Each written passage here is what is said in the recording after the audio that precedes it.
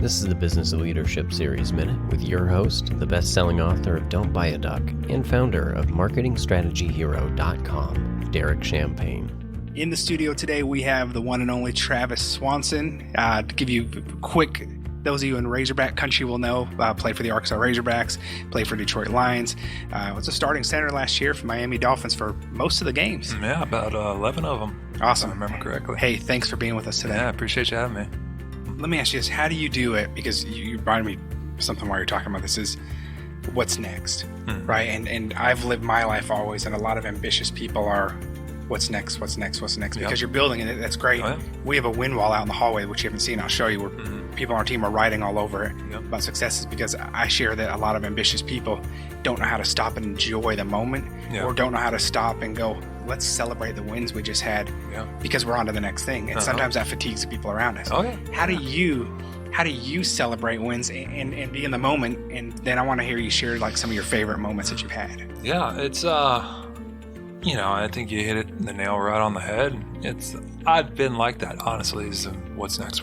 Like you get to college, like, okay, what's next? Right. I redshirt that first year, then, I go in my second year in 2010, redshirt freshman.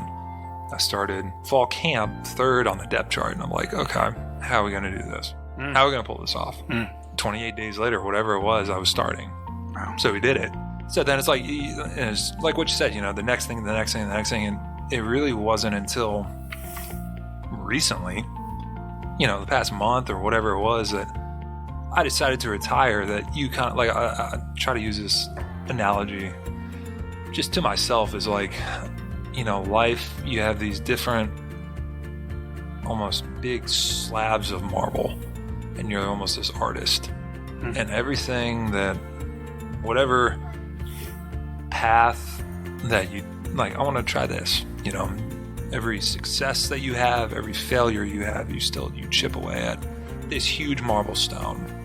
And whenever you're done with it, whenever that either your life ends or your career, or that path for you ends, is when you take a step back and sort of admire what you've created and all these little chips throughout the years that you've kind of put into this thing. That's a beautiful analogy. I've never heard it shared quite like that. Yeah, and that's how I look at it, because then it's like, okay, after 22 years of chipping away at this stone, you go back, you look at it, and you say, we did some cool stuff. Yeah. Look at where we're at now. 28 years old, still young. Right. So let's roll that next marble in here. What's next? And get working on it. You know. And part of that brass marble is going to help shape and help you with definitely the next one as well. Definitely. I learned a ton of life lessons